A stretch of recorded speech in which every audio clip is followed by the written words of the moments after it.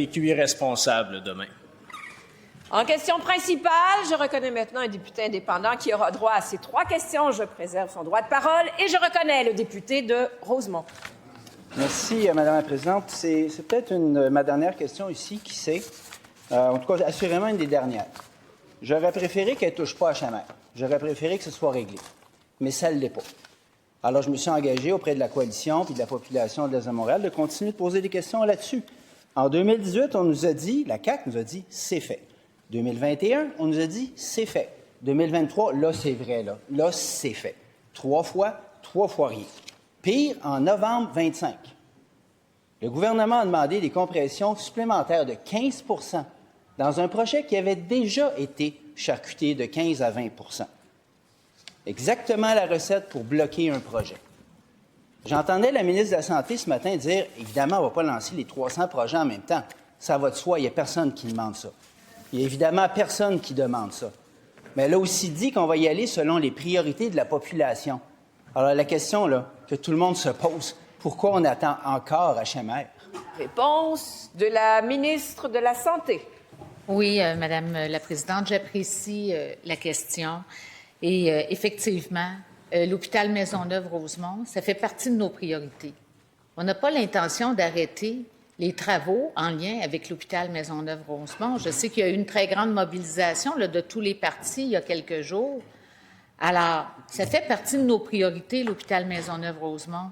Et l'année dernière, on a même donc décidé de se donner de la capacité en déplaçant le stationnement, justement pour pouvoir procéder aux agrandissements.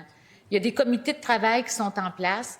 On leur a demandé, comme on a demandé à tous les établissements au Québec, de s'assurer de respecter le projet clinique, c'est-à-dire le nombre de lits, le nombre de services, mais de voir peut-être à réduire certains espaces plus administratifs ou plus techniques. Est-ce que c'est responsable, Madame la Présidente, de demander aux établissements d'essayer de restreindre les coûts? Puis dans le cas de Maisonneuve-Rosemont, on ne leur a pas demandé de diminuer le nombre de lits.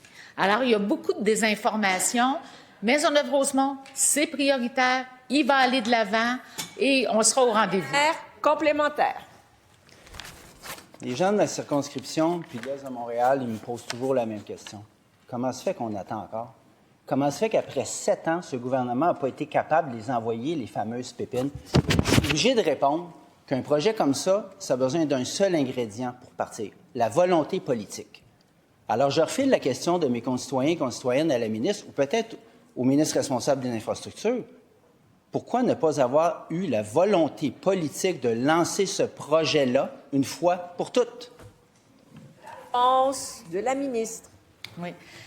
Madame la Présidente, je le rappelle, lorsque nous sommes arrivés en 2018, il y avait déjà des projets, il y avait un ordre de priorité, on a refait les travaux, on a aussi décidé d'investir pour nos soins de longue durée au Québec.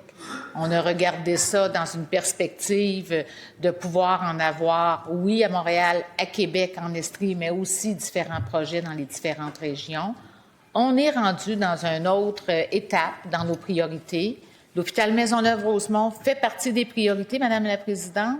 C'est ce que je veux dire aujourd'hui. On va de l'avant, on va faire avancer le projet. C'est important. Il y a une offre de service là qui est appréciée et qui est importante. Deuxième complémentaire. À son deuxième mandat, la CAQ et les ministres se promenaient avec un livre sous le bras. Je pense que c'était une gracieuseté du premier ministre qui avait trouvé l'inspiration là-dedans, intitulé « How Big Things Get Done ». Apparemment, l'inspiration n'a pas trop collé, en tout cas certainement pas pour HMR puis tous les autres hôpitaux qu'on attend au Québec. La CAQ a plutôt réécrit un grand livre, « Comment ne pas faire les infrastructures dont on a absolument besoin au Québec ». Il y a une occasion là, pour la ministre peut-être d'envoyer un message d'espoir pour une fois, pour dire qu'il y aura quelque chose dans le budget. Demain, je ne demande même pas quoi dans le détail.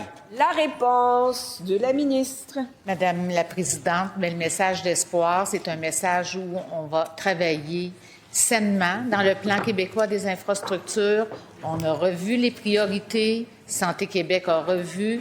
Donc, la façon d'évaluer les établissements, puis demain, il y aura des bonnes nouvelles dans les prochaines heures pour les infrastructures au Québec, Madame la Présidente.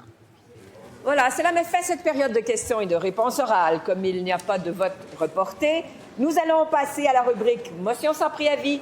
Et pour ce faire, je cède la place à la première vice-présidente de l'Assemblée nationale. Bonne fin de journée tout le monde. Merci. Voilà.